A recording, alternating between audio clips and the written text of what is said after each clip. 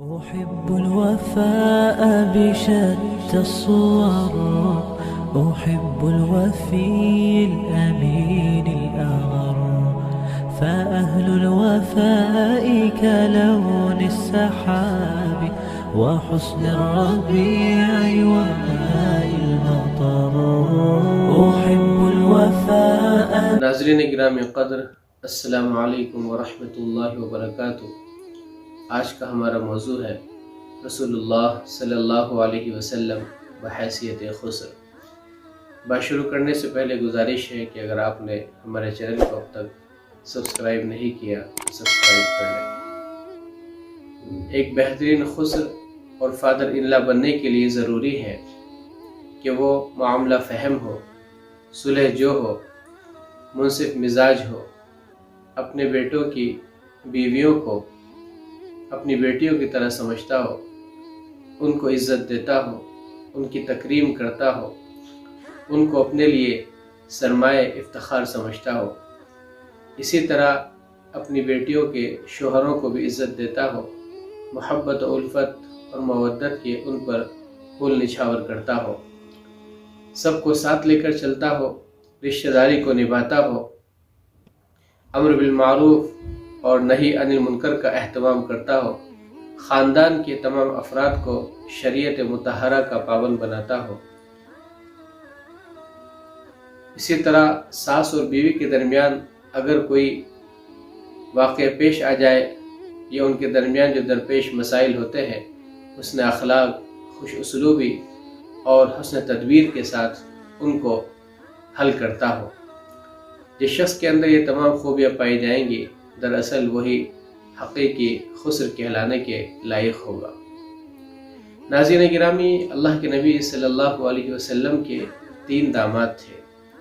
ایک ابو العاص جن سے حضرت زینب رضی اللہ عنہ منسوب تھی، دوسرے حضرت عثمان غنی رضی اللہ عنہ جن سے حضرت رقیہ رضی اللہ عنہ، ان کے انتقال کے بعد حضرت ام کلثوم رضی اللہ عنہ منسوب ہوئی،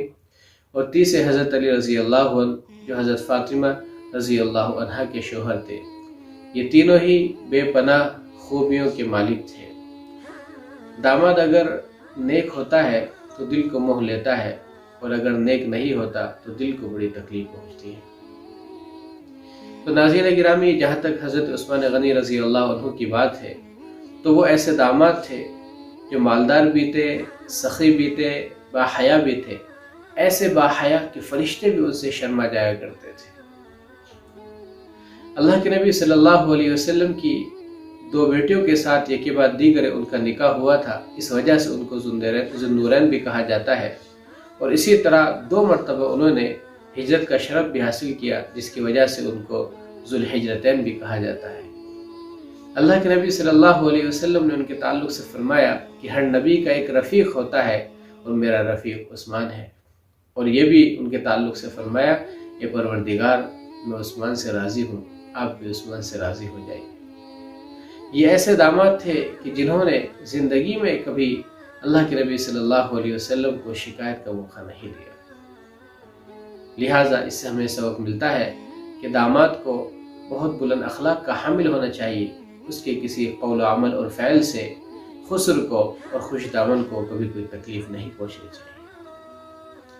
جہاں تک کہ حضرت علی رضی اللہ عنہ کی بات ہے تو ان کی زندگی بھی بڑی خوشگوار اور بڑی نرالی زندگی تھی، مگر کبھی کبھار زوجین کے درمیان کسی بات کو لے کر آپس میں کوئی نہ کوئی بات ہو ہی جاتی ہے، رنجش ہو جاتی ہے۔ اسی طرح ایک مرتبہ حضرت فاطمہ رضی اللہ عنہ اور حضرت علی رضی اللہ عنہ کے درمیان بھی کچھ ایسا ہی ہوا۔ حضرت فاطمہ رضی اللہ عنہ اللہ کے نبی صلی اللہ علیہ وسلم کے پاس شکایت لے کر آئی۔ آپ نے پہلے خوب سمجھایا، اس کے بعد نصیحت کی، اس کے بعد کہا کہ اپنے شوہر کی اطاعت کرو اور واپس گھر چلی جاؤ۔ تو ناظرین گرامی، بحیثیت خسر کے اللہ کے نبی صلی اللہ علیہ وسلم کے اس کردار سے ہم کو یہ سبق ملتا ہے کہ اگر کبھی ہماری بیٹی ہمارے گھر یعنی اپنے ماں باپ کے پاس، اپنے بہن بھائی کے پاس، اپنے شوہر کی، اپنے شوہر کے رشتہ داروں کی کوئی شکایت لے کر آئے تو اس کی بات پر کان نہ دھرے جائے، اس کی باتوں پر توجہ نہ دی جائے، بلکہ اس کو نصیحت کی جائے، اس کو سمجھایا جائے، شوہر کے حقوق بتائے جائے، شوہر کی اطاعت کرنے کے لیے کہا جائے، اور واپس اس کو اس کے گھر بھیج دیا جائے، یعنی سسرال بھیج دیا جائے۔ ہمارے معاشرے کے اندر کچھ ایسا ہوتا ہے کہ جب بیٹی گھر آتی ہے اور اپنے شوہر کی یا شوہر کے گھر والوں کی ماں باپ سے یا دوسرے بھائیوں سے وہ شکایت کرتی ہے تو لوگ طیش میں آ جاتے ہیں اور فوراً ایکشن لے لیتے ہیں، جس کی وجہ سے بات بگڑ جاتی ہے، آپس میں نفرتیں پیدا ہو جاتی ہیں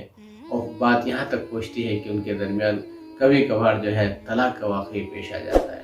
لہٰذا اگر کبھی ایسا کوئی واقعہ پیش آ جائے تو حسن تدبیر کے ساتھ اس کو حل کرنا چاہیے، بات کو آگے نہیں بڑھانا چاہیے۔ جہاں تک حضرت ابو العاص کی بات ہے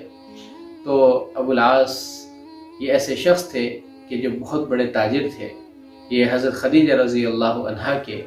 یہ بھانجے تھے، حالانکہ بیٹے تھے۔ اللہ کے نبی صلی اللہ علیہ وسلم نے ان کے ساتھ حضرت زینب رضی اللہ عنہا کا نکاح کر دیا تھا، حضرت خدیجہ رضی اللہ عنہا کے کہنے پر۔ یہ تجارت کے سفر پر نکلے ہوئے تھے، اسی دوران اللہ کے نبی صلی اللہ علیہ وسلم کو تاج نبوت سے سرفراز فرما دیا گیا۔ جب وہ واپس آئے تو حضرت زینب رضی اللہ عنہا نے ان سے کہا کہ میرے شوہر، امی جان، بہنیں اور علی جو ہے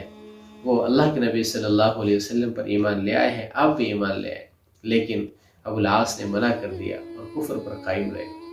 کچھ زمانے کے بعد جب کفار مکہ نے آپ کو ستانے کی بہت کوششیں کی تو اسی دوران وہ لوگ ابو العاص کے پاس بھی آئے اور ان سے کہا کہ آپ زینب کو طلاق دے دیں تاکہ اللہ کے نبی صلی اللہ علیہ وسلم کو مزید تکلیف ہو۔ تو ابو العاص نے اس موقع پر کفار مکہ سے کہا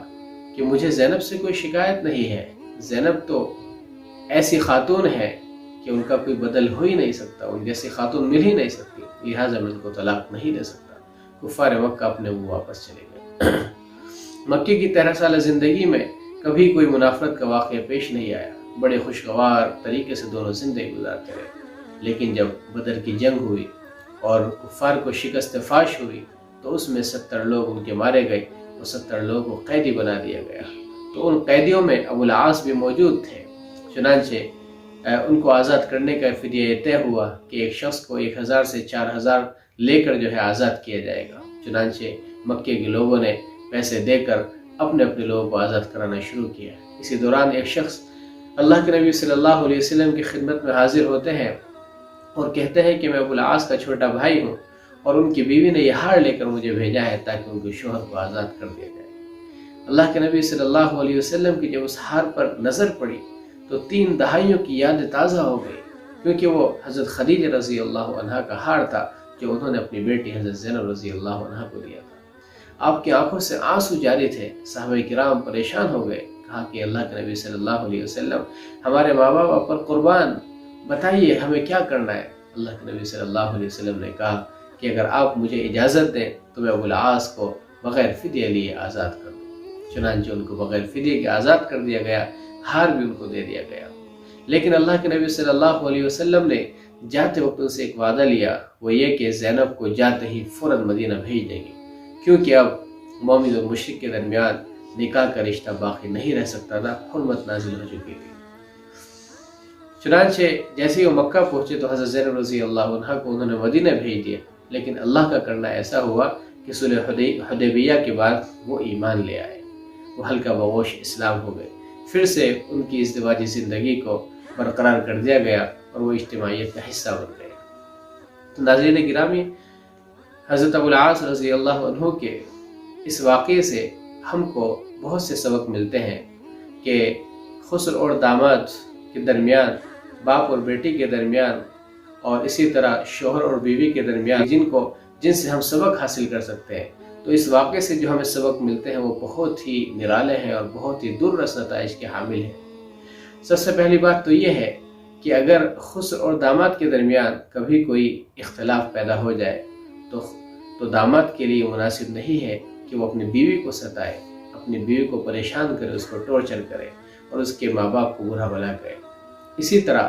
اگر داماد حسن اخلاق کا مظاہرہ کرتا ہو تو اس کی تعریف کی جائے، اس کی حوصلہ افزائی کی جائے، اس کو اپریشیٹ کیا جائے۔ اسی طرح اگر زوجین کے درمیان آپس میں تعلق نہ رہے ہوں اور ان کے بچے بھی ہوں تو ان کے بچوں کو ماں باپ سے ملنے میں رکاوٹ پیدا کرنی نہیں چاہیے۔ اسی طرح اگر طلاق یا خلع کے ذریعے ان کے درمیان جدائی ہو جائے اور پھر کچھ عرصہ گزرنے کے بعد وہ دونوں آپس میں مل سکتے ہوں، یعنی ان کا نکاح کرنا جو ہے وہ ممکن ہو سکتا ہو تو ان کو نکاح کر دینا چاہیے تاکہ بچے ایک ساتھ ماں باپ کے سائے عاطفت اور محبت میں زندگی گزار سکیں۔ تو ناظرین گرامی، اگر ہم مثالی خسر بننا چاہتے ہیں، اگر ہم مثالی فادر ان لا بننا چاہتے ہیں، تو ہمیں بحیثیت خسر کے اللہ کے نبی صلی اللہ علیہ وسلم کے اسوے کو، نمونے کو اور آئیڈیل کو سامنے رکھنا ہوگا، تب جا کر ہم حقیقی معنوں میں مثالی خسر کہلانے کے لائق ہوں۔